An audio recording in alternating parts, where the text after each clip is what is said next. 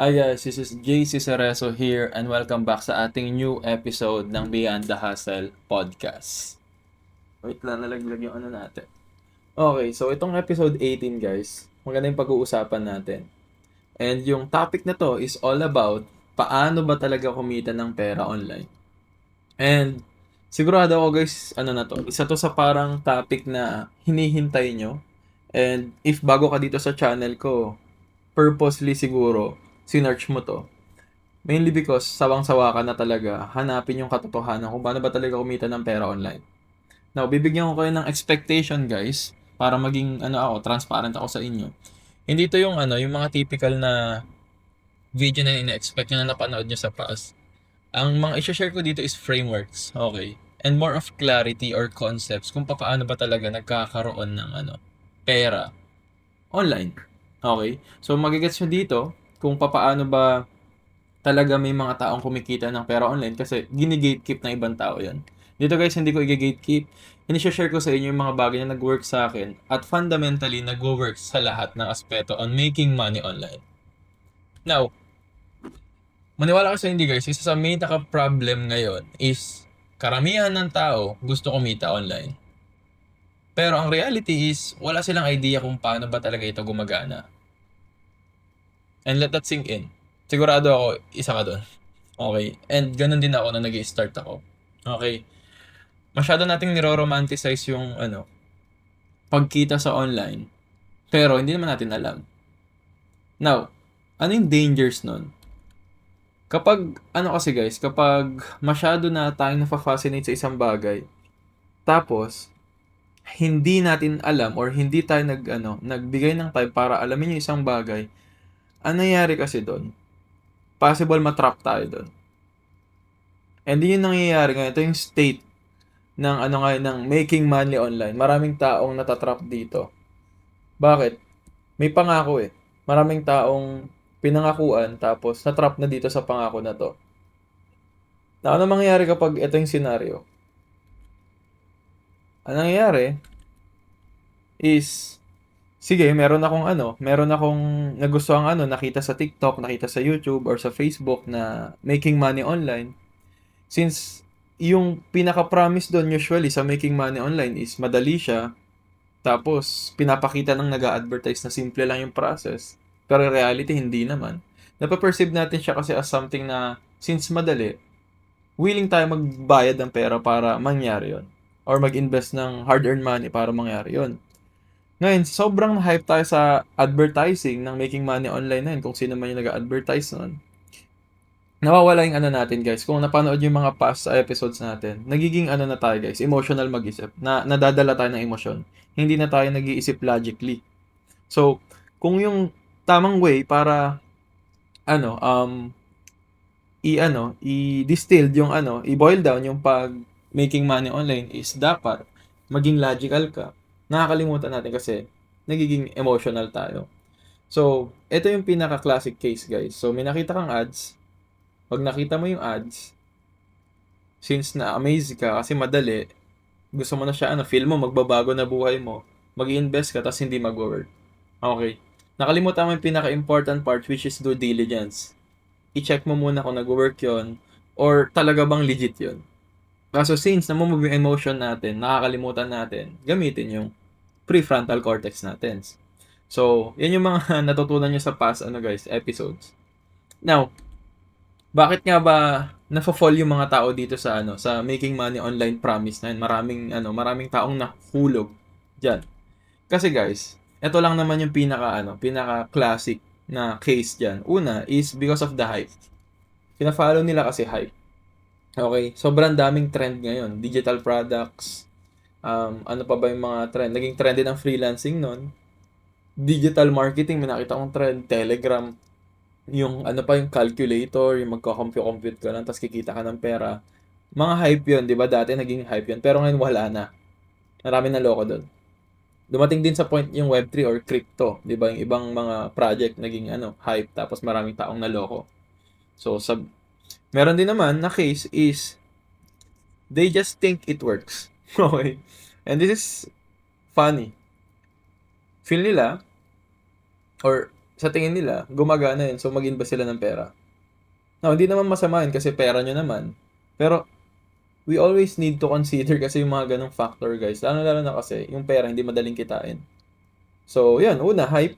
Pangalawa, they think na gumagana yun based sa nakikita nila. Pero hindi sila nag-in-depth na due diligence or inalam nila yung bagay na yun.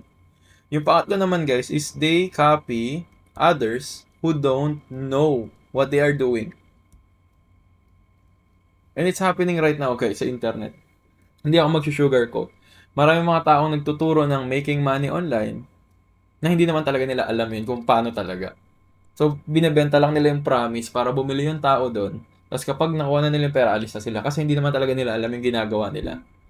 So, bakit ko sasabi sa inyo to, guys? Mag-iingat kayo. Okay, kasi hindi lahat na nakikita nyo sa internet, totoo. Okay, yung iba, nagbebenta lang ng promise yan. Pag nakuha na yung pera mo, goodbye na. And sigurado ako may mga tao na nabiktima dito. Last weekend may nag-PM sa akin sa Instagram, sinabi niya yon.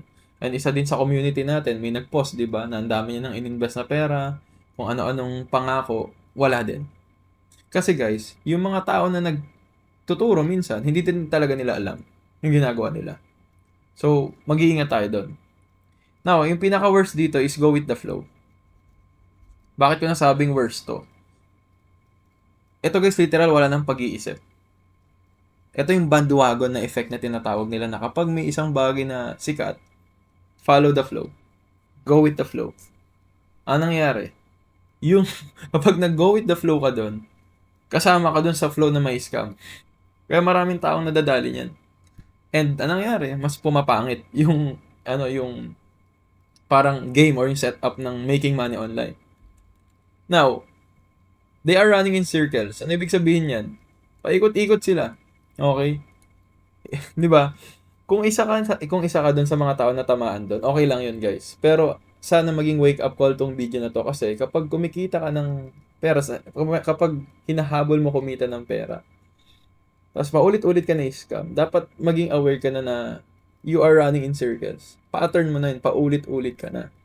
So dapat at some point magsawa ka na or maging maging parang makalog na yung utak mo, 'di ba? And ang nakakatawa dito, guys, yung mga taong paulit-ulit na naloloko sa making money online promise na yan, biniblame nila yung industry. Okay. Wala, scam yan. Hindi man totoo yan, kikita ka sa Sino namang guro na yan, di ba? Kung sino-sino kasi, marami kasing bad actors na involved dito sa game, guys. Kaya, nasisira yung yung industry image. Pero in reality, may mga tao namang nag-work. May mga taong legit. Kaso since sobrang daming mga bad actors sa industry, maraming tao ngayon nadadali. So nagiging branding na siya ng industry. And kaya nandito ako sa internet, nag-exist ako kasi gusto kong dahan-dahanin baguhin na may mga legit na tao dito sa game na ginagalawan natin, which is making money online. Okay?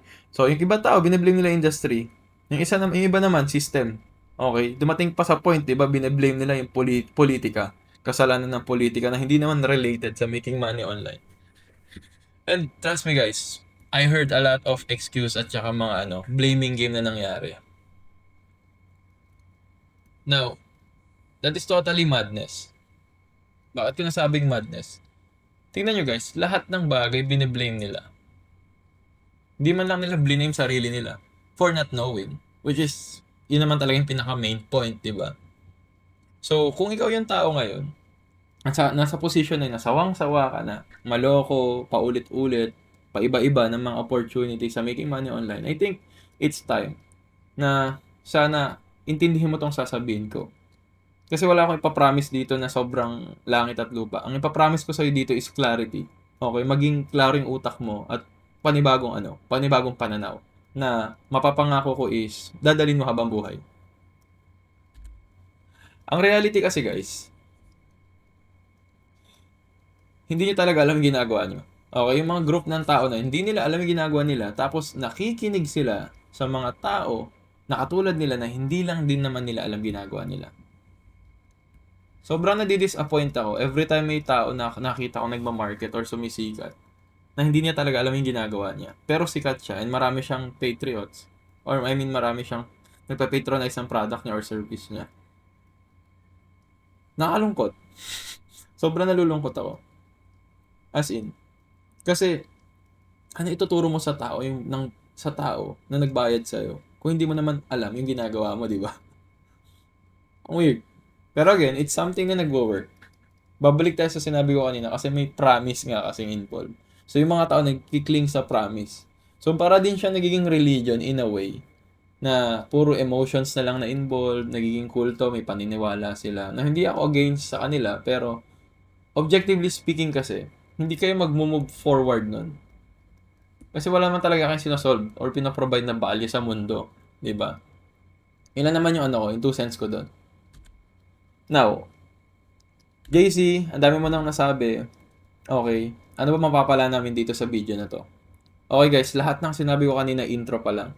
Ito lang papangako sa inyo guys. Kapag tinapos itong video na to, okay, bibigyan ko kayo ng panibagong mata para makita nyo kung paano ba talaga kumikita online.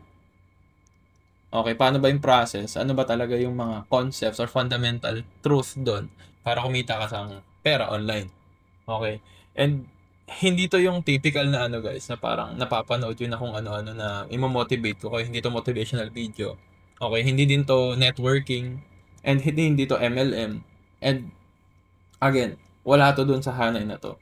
This is something na kapag tinapos nyo, I can guarantee, magbabago pananaw niyo sa making money online. Kasi sobrang i-distill ko siya ng parang science. And matatawa na lang kayo at the end. And kapag tinapos nyo to guys, tong video na to, meron akong gift sa inyo. Ito nalaglag. Meron akong gift sa inyo. Okay. So, stay kayo dito kasi maganda yung gift ko sa inyo. Pero if maboboard kayo, okay lang naman. Wala namang akong pakialam. So, yan. Sa mga tao mag-stay dito, at the end ng video, merong promise na gift and I hope maklaim nyo yun. Okay. So, isa pa guys, pag tinatapos itong video na to, madali nyo na lang malalaman kung legit ba yung opportunity na yun or hindi. Okay. Parang i-assess mo lang, legit ba to o hindi. Ganon. Isang glance lang. Okay. Gaano ka valuable sa yung ganong bagay na matututo ka tumingin sa isang bagay na unang tingin mo lang or impression mo, alam mo nang fake siya or hindi siya legit. Di ba parang may superpowers ka doon?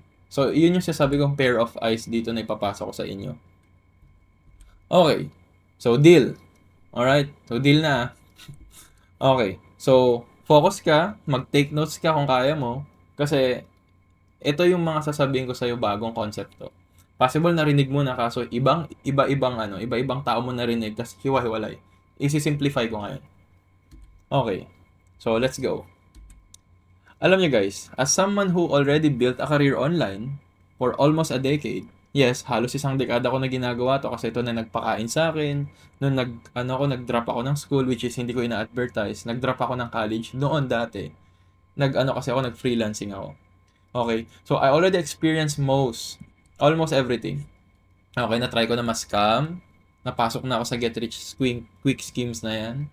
Okay, nabudol na ako sa mga over-promising opportunity. Okay, nabudol na ako ng furus. Okay, mga fake na guru. Nabudol na ako niyan.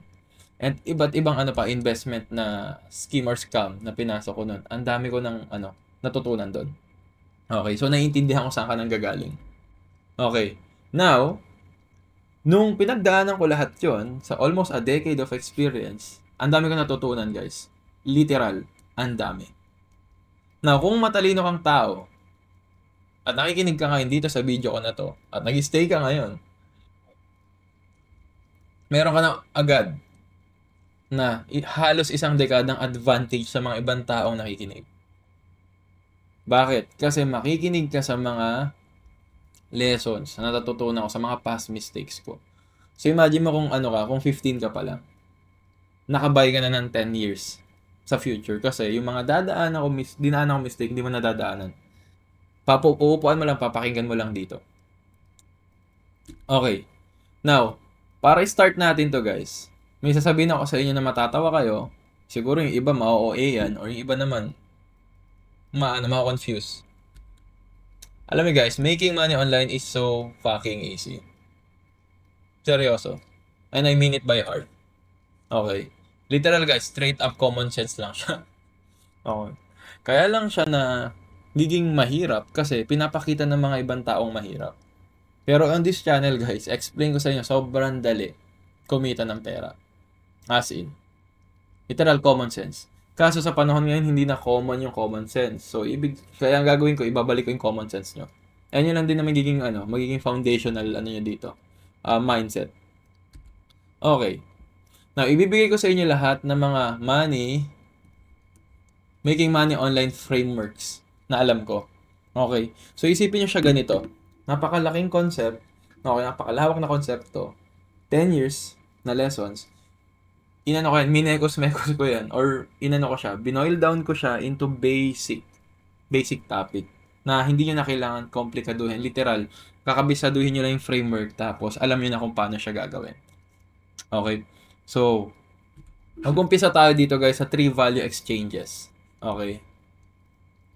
Kapag sinabing 3 value exchanges guys, ito yung pinaka bagay na nagpiprint ng pera sa online. Ito lang yung 3 bagay na rason kung bakit binabayaran ka ng pera sa making money online. At wala nang iba. Okay. Una guys, skill. Pangalawa, time, which is oras. Pangatlo is leverage. Iyan lang yung 3 guys kung bakit ka kumikita ng pera sa online. Now, explain ko sa inyo ito ng mas malalim konti para mas magets nyo. Okay, punta tayo dito sa number 1. Skill. Kapag sinabing skill guys, it's something you are relatively superior to others. Now, hindi naman siya necessarily na superior ka. Pero, kapag mas superior ka sa isang tao, sa skill mo, usually mas powerful ka. So, bibigyan ko yung example. Siguro, basketball player kayong lahat magtotropa. Pero mas magaling ka sa kanila. Kapag mas magaling ka ng basketball player, mas superior ka. So, mas skilled ka na tao. Kaya naman, construction worker ka. Kaso, 5 years ka na sa construction. So, relatively, sa mga nag-start pa lang sa construction, mas magaling ka sa kanila. O kaya naman, magaling ka sa math. So, mas skilled ka sa math. O kaya, magaling ka mag-drawing. Mas skilled ka sa drawing. So, kapag sinabi natin skill, it's something na above average na bagay. Okay. Yan, mas skilled ka sa sa CapCut editing. Lahat naman ng tao marunong mag-CapCut, pero ikaw mas magaling ka mag-CapCut. So, ibig sabihin, mas skilled ka sa kanila. Okay. Now, anong nito, guys? Anong relevance nito sa topic natin na making money online? Okay. Kapag yung gap mo sa superiority ng skill mo is mas malaki, guys, mas malaki din yung opportunity mo sa making money online. Bibigyan ko kayo example. Paano meron si isang tao, okay, si person A, sobrang galing niya mag-edit sa CapCut. Okay, CapCut.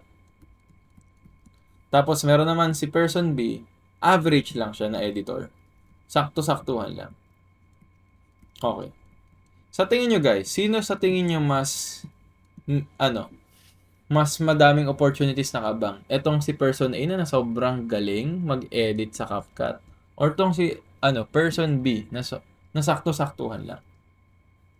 Sigurado ako sasagutin niyo si option A or si person A. Bakit? Kasi mas skilled siya. Okay. Ayun yung essence ng skill, guys. Okay. The bigger the gap, okay, ibig sabihin kung gaano kalayo yung galing mo sa ibang tao pag i-compare niya sa isang tao to sa'yo, mas mataas yung opportunity, mas madaming opportunity na abang sa'yo. Okay. Na ang tanong, JC, paano natin iwa-widen yung gap? Okay. Common sense, paano ba natin siya papagalingin? Paano ka papagalingin sa skill mo? Ito lang yung formula, guys. Sobrang common sense ito. Okay, una, theory. Okay? Pangalawa naman, applied training, feedback loop, time equals mastery. I-breakdown ko sa inyo, okay. Kapag sinabing theory, guys, inaaral mo yung skill na yon. Okay, kunyari basketballista ka. Bakit magaling sa basketball si Michael Jordan or sila Curry, Stephen Curry? Basic lang. Si Curry, inaaral niya yung science ng pag-shoot. Okay, ibig sabihin yung theory ng pag-shoot ng bola, kabisado niya, inaaral niya. Literal, kabisado niya yung science, siguro yung physics noon, alam niyo yung tamang timing, yung angle ng pag-shoot. gaano kabilis, yung tamang postura, okay, kaliwa kanan ba, yung power ng pagbato, yung niya, yung reach niya o paano ibabato yung bola. In short guys, yung theory, okay? Yung science ng isang bagay. Okay. Kapag the more mo kinakabisado at inaalam na mas malalim yung siyensya or yung theory ng isang bagay, mas magiging skill ka na tao. And yun lang din reason ba't kayo nakikinig sa akin, kasi skilled ako, kasi alam ko, pinag-aaralan ko to, alam ko yung theory, at alam ko yung other things. Kaya kayo nakikinig sa akin, kasi skilled ako. And kung tatanungin nyo, paano ako naging skilled? Nag-aral. In-educate ko lang naman sarili ko, guys. Ganun lang kasimple. Okay. Now, yung next, guys, is applied training. Okay. Hindi sapat na alam mo lang isang bagay, na kabisado mo yung mga lengguwahe, yung mga yung mga fundamentals niya, or kaya naman yung science niya. Utak lang yun. Okay, dapat may applied training ka or practice. So, ibabalik tayo kay Stephen Curry. Si Stephen Curry, kabisado niya na yung mga maths noon, physics, science ng pag-shoot ng bola. So, si Stephen Curry, everyday nag-shoot yan. Hindi ko alam kung 3,000 na shoot everyday. So, tinetest niya yung theory niya. Okay. So, may applied training siya. Ewan ko kung search nyo na lang 3K or 5K na shoot yun a day. 3,000 to 5,000 shoots a day. Ganon ka-importante yung practice at training, guys. Kung everyday mo gagawin yan, tapos meron kang theory na ina-upgrade mo yung theory, mas may applied training ka na consistent. Doon pa lang, guys, magiging super skilled na kayo. Now, may isa pang bagay na para magpalakas ang skills mo, guys. Okay. Ito naman, guys, yung feedback loop. Kapag sinabing feedback loop, it's just basically yung guys, yung ina-optimize mo. Okay, improvements.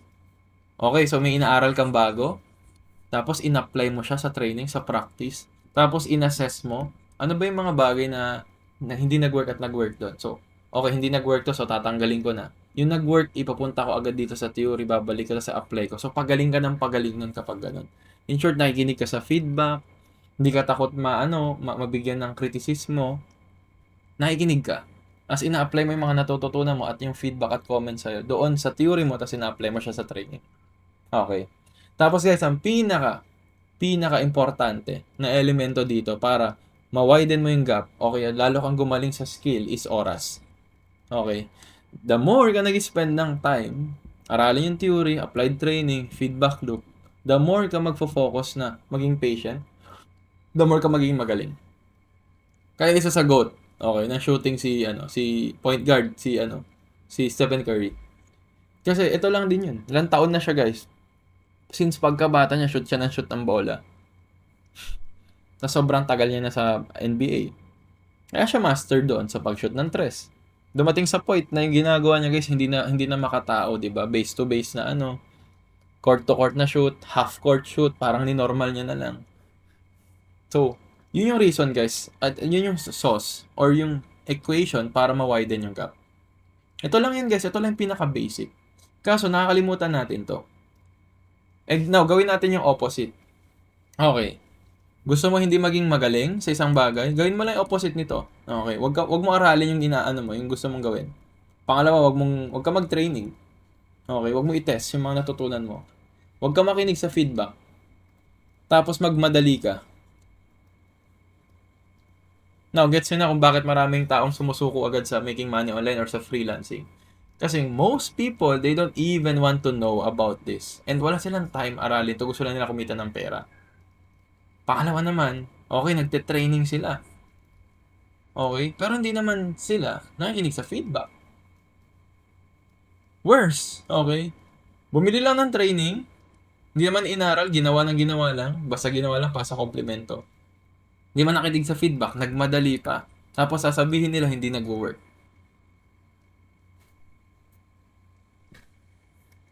Nagigets nyo, guys? Dito lang babagsak lahat ng bagay when it comes sa skill. Okay. And hindi nyo mafe-fake ang skill, guys. Skill is something na kailangan yung ginagawa continuously itong apat na to. Okay. For me, I'm confident na alam ko yung sales. Bakit? Guys, every day, nagbabasa ako ng case study, research about sa sales. Fine-freshen up ko lagi yung theory ko. Applied training, everyday guys. Nasa sales ako. Yan trabaho ko nagpapakain sa akin. Everyday, nagsisales ako. Feedback loop, everyday, nagtatanong ako ng mga comments sa akin or suggestions dun sa clients ko. Ano yung need nating improve, ano yung need ko improve. And time guys, halos isang dekada na ako sa sales. Kaya ako skilled sa sales. Now, hindi sa pagtataas ng bangko, kabisado ko yung sales. Kaya, yung average salesperson, itabi mo, mas marami ako alam sa kanya. Kaya binabayaran niyo ako sa online. Bakit? Again, skilled ako. So, it's just the same thing, same framework, guys. Okay? Now, paano ikaw convert yung skill into pera, JC? Basic lang, okay? Itatrade mo lang yung skill mo for income. Okay? And babalik tayo, the more ka na skilled, okay, is the more na income yung kikitain mo. Okay? Kasi for example guys, mag-a-up ako ulit ng rate ko. Yung current rate ko this past month sa sales, 1 hour consultation, 5,000 pesos. Okay. Now, may client ako, na consulting client, nagpa-consult sa akin. Tinanong ko siya, sabi niya sa akin, tinanong ko, sa tingin mo, magkano or gaano ka valuable to natutunan mo sa akin? Guys, imagine, sobrang tagal na din sa sales na. Okay, baka mas tenured pa sa akin yun. Sabi niya sa akin, JC, yung consultation natin na 1 hour, kung ako yung magpe-presyo, sabi niya sa akin, mababa yung 100k para sa 1 hour mo. Now, hindi na ako yung nagsabi nun, yung client ko na nagsabi sa akin. Bakit? Binaster ko lang basic guys. Theory, applied knowledge, training, feedback loop, time mastery. Okay. Now, kung ikaw yung tao, bata ka pa lang, ito yung sinasabi ko sa TikTok guys, na huwag kayong magmadali. Okay. Kapag bata ka, marami kang time mag-aral ng theory. Marami ka ding time mag-aral ng training. Okay, pero wala ka pa masyadong time. Kaya, kung pinipilit mo kumita ng 100k per month agad, possible naman. Pero again, ang maging fundamental element yan guys, time. Kung 15 years old ka, i-goal mo ng 25 yun, para 10 years master mo na isang bagay. Huwag niyong mamadaliin. Kasi, okay, yes, may theory ka, yes, may applied training ka, may feedback loop ka, hindi mo maano yung time, hindi mo maduduga yung oras.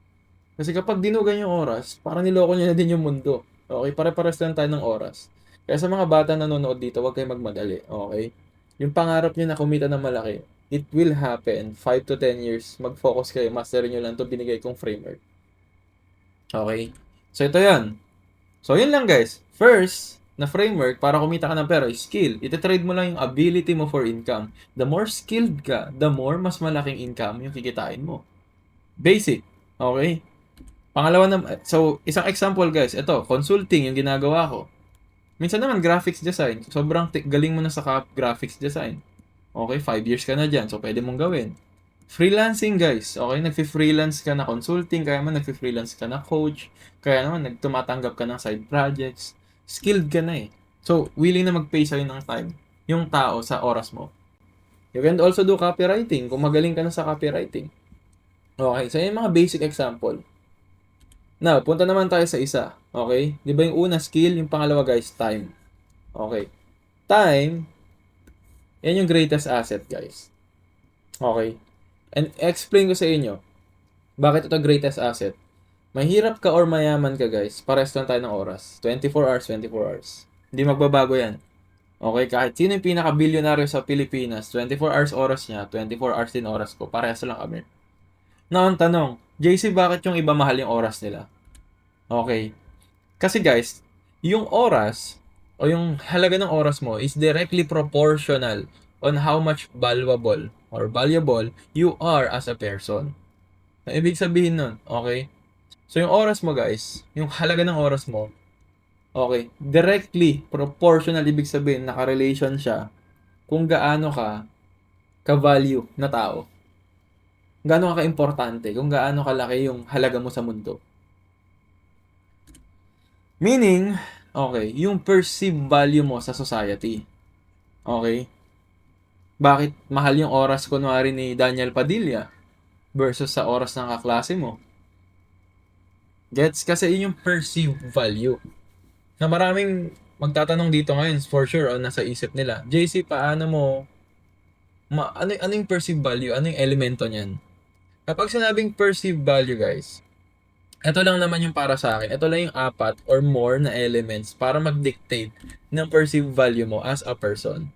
Okay. Una, skills. 'Di ba? Kung sobrang skills ka or skilled ka na tao, asahan mo, mahal oras mo. Gamitin natin si, Stephen Curry.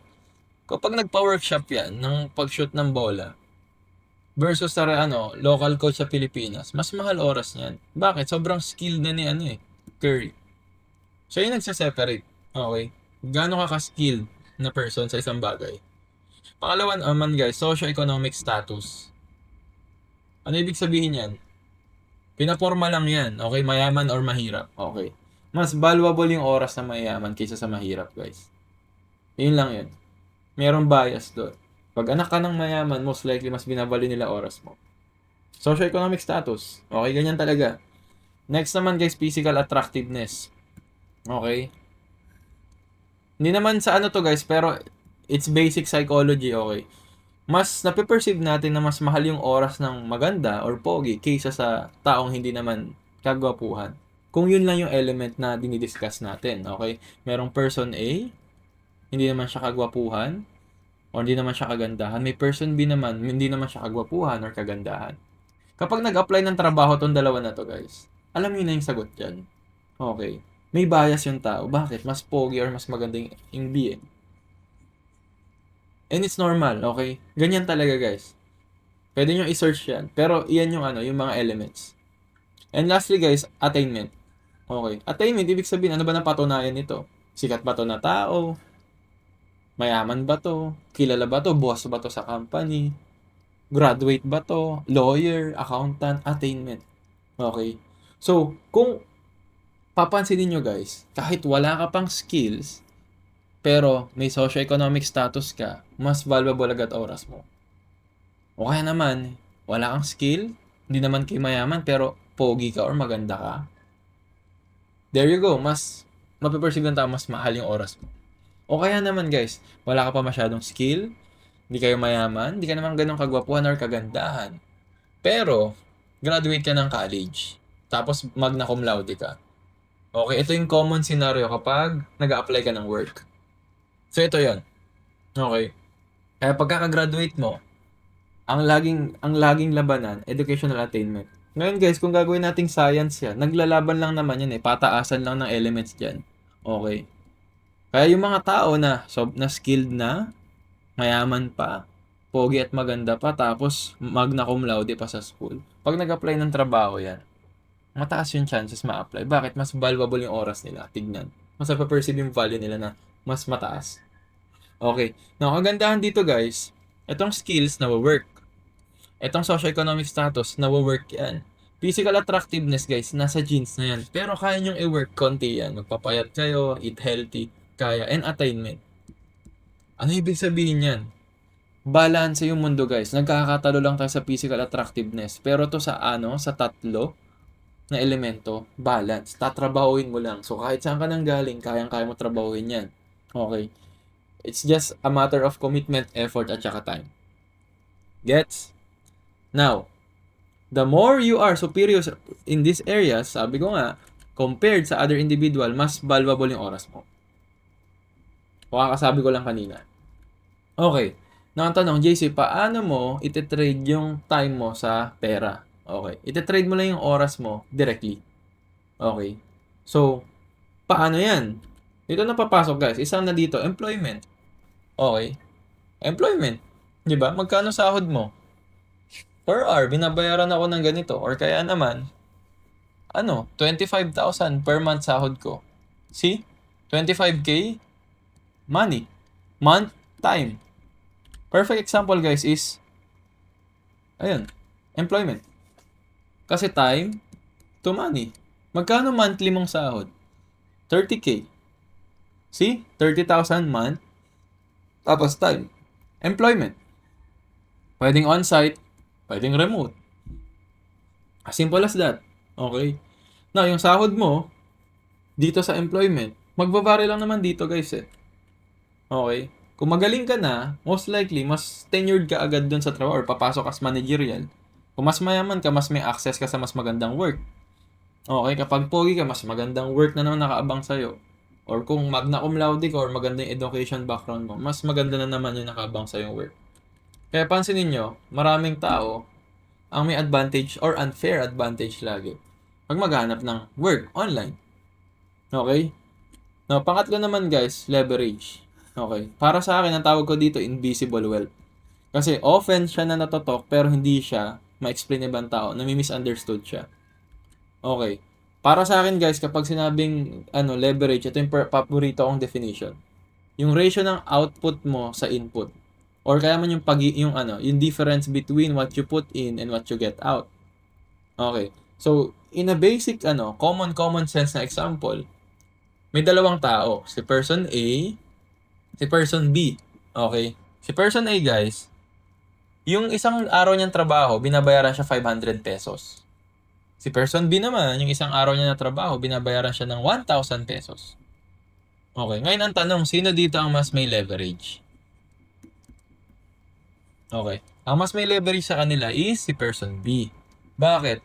Yung isang araw na trabaho ni person B ay dalawa ng araw na trabaho ni person A. Kasi 1K kinikita niya sa 1 day, 500 sa isang araw sa A. So, ibig sabihin, yung 1 day na work ni person B is dalawang araw na sa kay person A. So, ibig sabihin, yung 1 year na nag-work, kunwari si person A, ay si person B, 2 taon tatrabahuhin ni person B yun, ay ni person A. So, yan ang leverage, guys. Okay. Marami magtataka dito, JC, paano yung leverage? Paano yung nag-work? Okay, guys, simple lang. Okay. Ang leverage, guys, is just basically continuously being better. Yun lang. Huwag nyo na pa-komplikaduhin. Continuously being better. Paano? Okay, ang tanong, paano ka magiging better? So far guys, for me, 3 elements lang naman yan. Una, systems. Okay, may sistema ka na ginawa para mas maging better ka. Pangalawa naman, capital. Pera. Okay, may pera ka. Pangatlo naman, audience. Or external things, mga tao na namimit mo, networks. Okay, kapag may mas maganda kang sistema, mas maganda output mo. Bigyan ko yung example. Okay, merong isang tao na manual yung trabaho niya. Tapos ako naman, mano-mano niya ginagawa, mag-isa niya. Ako naman guys, is meron akong, kunwari, robot na nagtatrabaho para sa akin. Sa tingin niyo guys, sino mas may leverage sa amin? Most likely ako. Bakit? Siya, tinatrabaho niya ng mano-mano yung trabaho. Ako, hindi ako nagpapawis. May robot akong nagtatrabaho para sa akin. Mas nagle-leverage ako sa robot. So, ibig sabihin, yung robot ko magtatrabaho para sa akin, kumikita ako doon. Let's say, parehas kami ng kinikita, 100 per day. 100 per day lang kami. Ako, hindi ako nagtatrabaho. May robot ako nagtatrabaho para sa akin. So, pwede pa ako magtrabaho ulit ng isa pang trabaho. Same time, so mas malaki yung output ko sa kanya sa isang araw. Okay, yun yung better system. O kaya naman, ito ginagawa ng tao na mano-mano yung trabaho. Itong robot ko, ito 8 hours. Yung robot ko kaya niya gawin ng 1 hour yan. So, mas may leverage na naman ako. Bakit? Siya, trinabaho niya ng 8 hours yung 100 pesos. Ako, trinabaho ko lang ng 1 hour. Ay, yung 8 hours yung 100. Ako, trinabaho ko lang ng 1 hour. Yung 100 pesos. So, times 8 yung leverage ko. Gets? So, better systems, guys. Mas maganda yung sistema mo, mas malaki output mo. Pangalawa naman, guys, capital. Okay. Kapag mas may pera kayo, guys, mas may opportunities. Classic example. Okay. Mag-i-start ka as a freelancer. Okay. May person A, walang pera. Person B, may capital siya na 50,000. Okay. Sa tingin niya, sino mas may leverage sa kanila? Most likely, si person B. Bakit? Si person B kasi, may 50k siya, pwede niyang i-invest yung 10,000 pesos niya sa isang mentor na tuturuan siya ng freelancing skill. So, makukuha niya agad yung skill na yun in 3 months lang. Versus si person A, wala siyang pera, so aaralin niya mag-isa, ma-acquire niya yung skill na yun ng 1 year. Nantira na ba akong mag-isa kasi mag-trial and error siya, hindi niya alam gagawin niya kasi wala siyang pera. So, si person B, times 4 yung leverage niya. Bakit? Yung 1 year na pag-acquire ng skill ni person A, si person B ginawa niya lang ng 3 buwan. Better capital, better opportunities. Okay? Now, next naman guys, better audience. Meaning, better chances. Okay? Ganito lang yung kasimple guys. Kapag mas quality yung tao na namimit mo or audience, mas quality yung opportunity yung makukuha mo or mas matagandang chances. Bigyan ko example ulit. Si person A, okay, wala siyang kakilala na nagfi-freelance. Okay. Si person B naman, meron siyang tropa na 5 na nagfi-freelance. Okay. Now, kung magfi-freelance ka, sa freelancing, sino sa tingin nyo yung mas may better chances magkaroon ng freelance na work ng mas mabilis? Si person A na walang kakilala nagfi-freelance or si person B na may kakilala nagfi-freelance? Most likely si person B. Bakit? Mas may kakilala siya, mas maraming chances. Bakit? May better audience siya. Okay. So, para sa akin guys, yan yung leverage kung papasok ka sa making money online. Mas may better systems kayo. Okay, yung leverage. Mas may better money kayo, capital. Tapos mas maganda yung mga taong kakilala nyo. Or audience. Para may better chances kayo. Now, ang tanong, JC, paano mo i-convert na pera yung leverage? Simple lang guys, iti-trade mo lang yung systems mo, capital or audience for income. Bigyan ko kayo example. Okay. Una, systems. Mag-build ka ng business. Okay. Since skilled ka na, magaling ka na, tapos nakita mo paulit-ulit yung trabaho, pwede mo namang i-automate. So, nag-build ka ng business. Nag-hire ka na lang ng tao na tuturuan mo doon. Instead na ikaw magtrabaho. So, mas mag-scale ka, mas marami kang business. So, yung output mo na dati na isang client lang dahil isang tao ka, ngayon, kaya mo na ng isa ka lang, pero marami ka ng client. Bakit? Meron ka ng business na binild. So, kaya mo na mag-run ng 4 na client kasi may mga tao na nag-work sa baba mo. Nag-build ka ng business. So, magfa-fall yun sa systems. Okay? Mas may better system ka. Now, next naman guys. Capital. Okay. Nag-invest ka sa'yo as a content creator. Bumili ka ng mga tools, nag-aaral ka, nag-invest ka sa skill mo sa content creator. Ngayon, naging content creator ka, mas maraming opportunities lumapit sa'yo. Bakit? Mas better ngayon yung brand mo. May personal brand ka. So, mas may leverage ka compare, kunwari, sa isang freelancer na hindi kilala, tas ikaw kilala ka, meron kang TikTok, 50k followers. Pag nag-apply ka sa isang trabaho, mas may leverage ka. Mas kilala ka eh. Gets? So, now, sa isa naman, sa networks naman guys, sa audience is, may mga tao guys, na nag-i-invest sa masterminds. Okay. Mga katulad ko yun, okay? Nagbabayad kami ng extra para sa mastermind, nagbe-brainstorm kami ng magagaling na tao kasama namin. Paano na-attend kami ng seminars? Hindi lang para matuto, para makamit kami ng mga high quality na tao. Yan yung pinaka-purpose niya. Pero since may mga tao na ayaw nila to, kaya mababa leverage nila.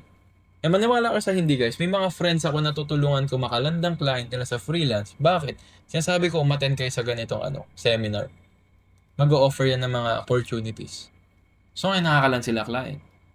It's basic guys, leverage. Okay? Now, alam niyo na yung tatlo guys. Okay, na value exchanges. Merong time, skill, at saka leverage. Dito naman tayo guys sa isang framework which is yung value ladder ng online income. Alam niyo guys, kapag nag-start kayo, ito lang masasabi ko para hindi kayo malito. Ito lang yung roadmap. Sobrang straight line. Hindi nyo kailangan pag-isipan. Pag nag-start kayo guys, yung level 1, mag-start kayo, i-trade nyo muna oras nyo. Apply muna kayo ng basic na trabaho. Okay. Kahit anong trabaho, basic muna. Okay. Maghanap kayo ng work na online, muna, na online na work, na may free training. Kahit basic lang, kahit mababa yung sahod. Okay. Punta muna kayo sa employment. Okay. Now, ang gagawin nyo is, apply ka ng trabaho muna. Ang purpose mo dyan is, aralin mo yung sistema. Okay? Kuhanin mo yung skills at ulit-ulitin, galingan mo hanggang maging magaling ka na. Kasi sa mga manual tasks, matututunan mo, may mga ways para pabilisin. Yung basic, kapag na-master mo, magiging magigets mo paano yung complex. Ganun lang siya kasimple. Okay. Kapag tapos mo na yan, mag-level 2 ka na. Since na-acquire ka na ng skill sa basic job mo at nag-trade ka ng time, pwede mo nang dahan-dahanin, iti-trade mo na yung skill mo na yun. Since skill ka na sa trabaho na yun eh. O, try mo na mag-freelancing. O kung graphics design ka, mag-creative work ka. So, kunyari dito, okay? Graphics design ka. Trabaho ka muna kasi wala ka pang alam sa graphics design. So, may free training sa graphics design. Trabaho ka muna na mura. Tapos, aralin mo muna yung mga workarounds dun. Kapag gumagaling ka na sa graphics design, medyo may skill ka na, pwede ka na mag-start mag-freelance. Hanap ka na ng clients mo online. Tapos, pwede ka na din tumanggap ng mga creative works. So, tinetrade mo na yung oras mo sa skill mo. Okay? So, tinetrade mo yung skill sa pera. Dito, from oras, ngayon dito sa skill na, per project ka na. Ito, per hour, kasi nagtatrabaho per month yung sahod mo. Dito guys, per project na. So, mas malaki na yung leverage mo. Pwede ka nang tumanggap ng iba't ibang project. Now, yung level 3 guys, systems na. Okay.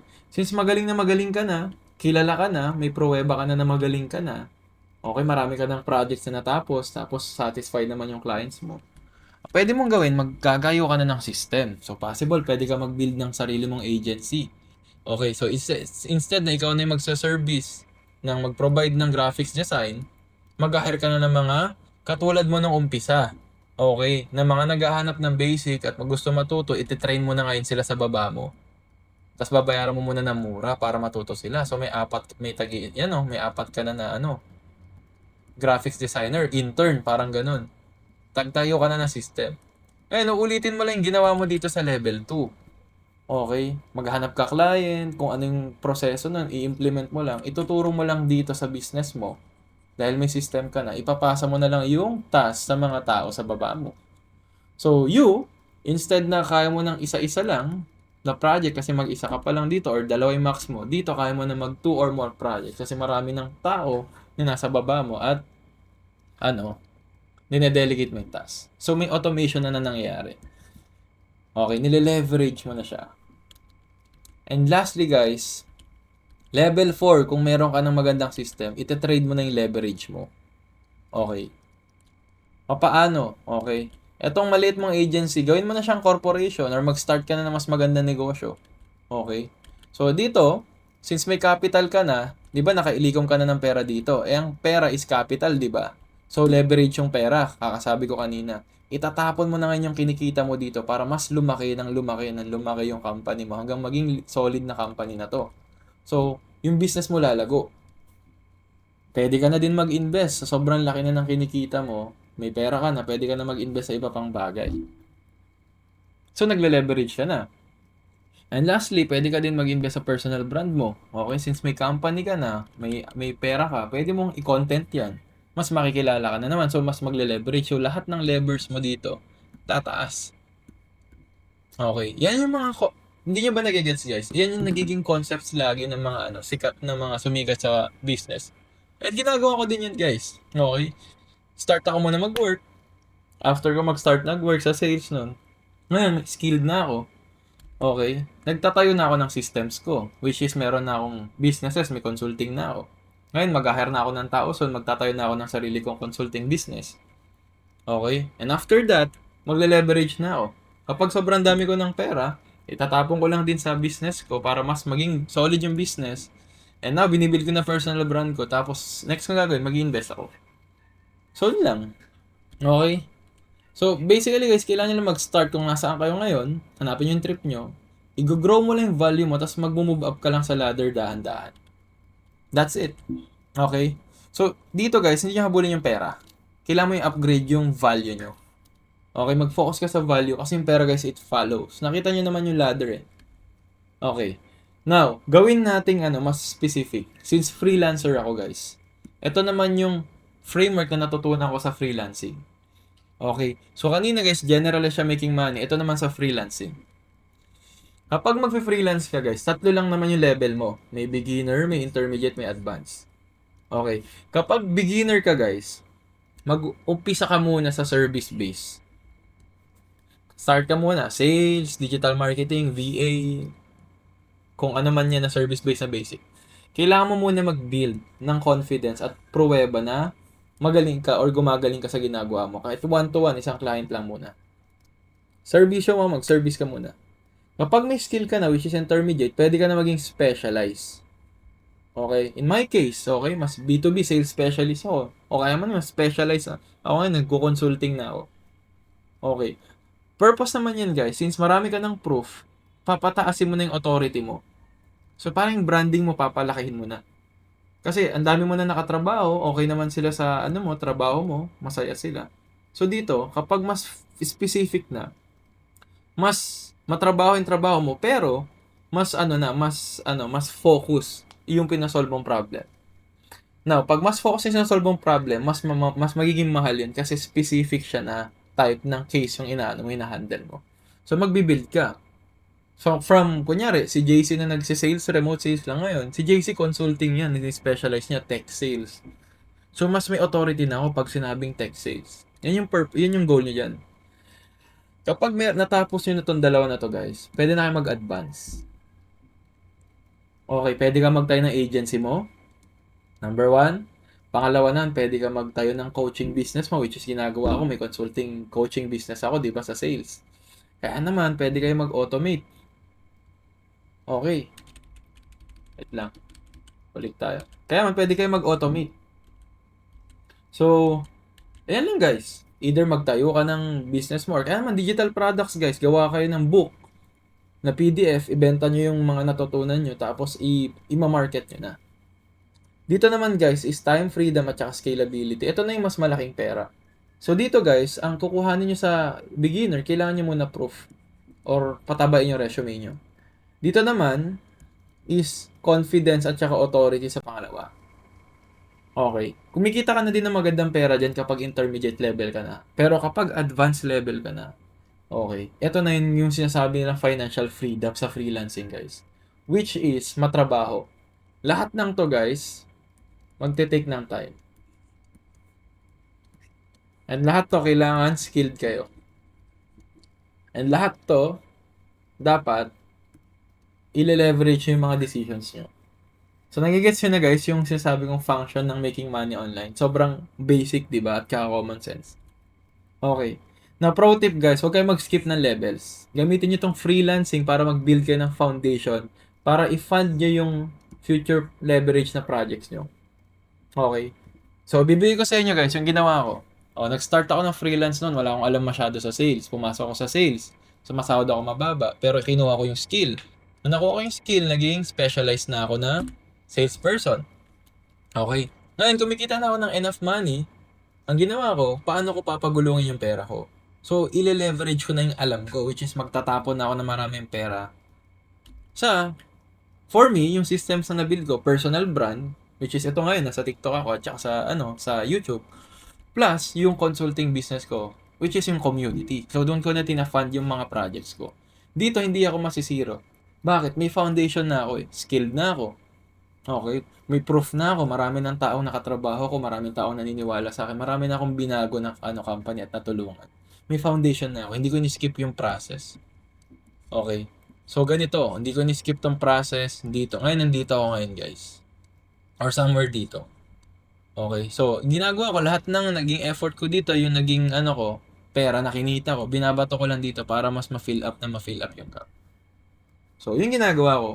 And I hope sana nakatulong sa inyo to, guys.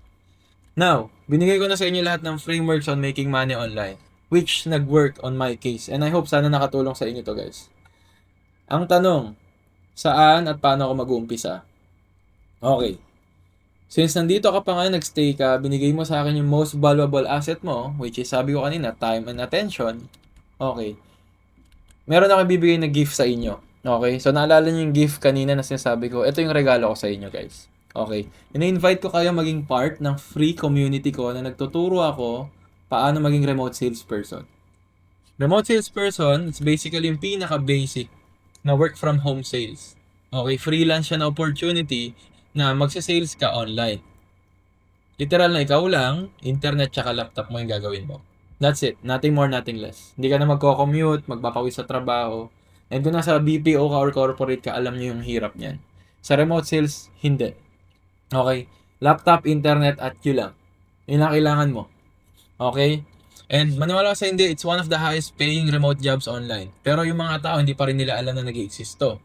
Or yung ibang tao, hindi nila alam na sinasabi nila mahirap. Pero hindi siya mahirap, guys. Okay? Now, lahat ng alam ko sa remote sales, kung paano ako ginawa dito, guys, ibibigay ko sa inyo lahat. Bibigay ko sa inyo yan na free, wala kang gatekeep. From step zero, literal na wala ka pang alam sa sales. As in, kahit wala ka pang alam sa freelance, matututunan mo paano yung freelancing, paano yung sales, paano yung remote sales. Ibibigay ko lahat sa inyo yun, ng free. Hanggang maland yung first client nyo para mag-jumpstart yung career nyo sa sales or sa remote sales. Wala akong i-upsell sa inyo, ibebenta sa inyo. Okay. Isipin nyo guys, ano to? Free community siya na maraming trainings, modules, etc. Pero dinesign ko siya ng premium. Okay. And sobrang dami ng tao. Maniwala kayo sa hindi guys. Okay, nag-ano na ako nito. Ni-launch ko na siya ng VIP access. Kumbaga may mga taong 100 plus na in-invite ko para i-test nila yung community. Papakita ko sa inyo ngayon. Okay. So, ito yung community natin ngayon guys. Okay. So, sabi ko nga kanina, may mga learnings. Oh, from orientation, from sales fundamentals, sales research, organic. Nandito lahat guys. Hanggang landing your first client. Nandito siya. Okay. And tignan nyo guys. Okay. Ito yung kaka-release pa lang nito guys. Wala pang isang linggo. At may in-invite ako 100 na tao. Mga founding members dito sa community. 540 posts na sila. Tignan nyo yung mga ano nila. Mga sharing nila sa loob. Okay. Sobrang active ng community na to guys. Ayun oh. Sabi ni Michael Buendia, done with Agenda 1.3, nakaka-excite yung mga tools na nagagamitin sa researchers. Nasira din yung pananaw ko, nakala ko kapag sinabing sales, isang tao lang. Ngayon may 4 core roles pala. So, daming tutunan. Ito naman, si Adi, sabi niya, understand the offer. Key takeaway, binabalik-balikan. Sa una, sales starts with clarity. If you can't explain your offer simply, you're not ready to sell it.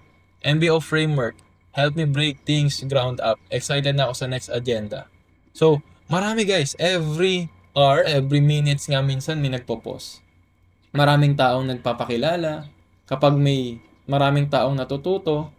At maraming taong nananalo. Okay. So, ito yung community guys na sinasabi ko. And, it is absolutely free guys. Wala akong ibebenta sa inyo dito.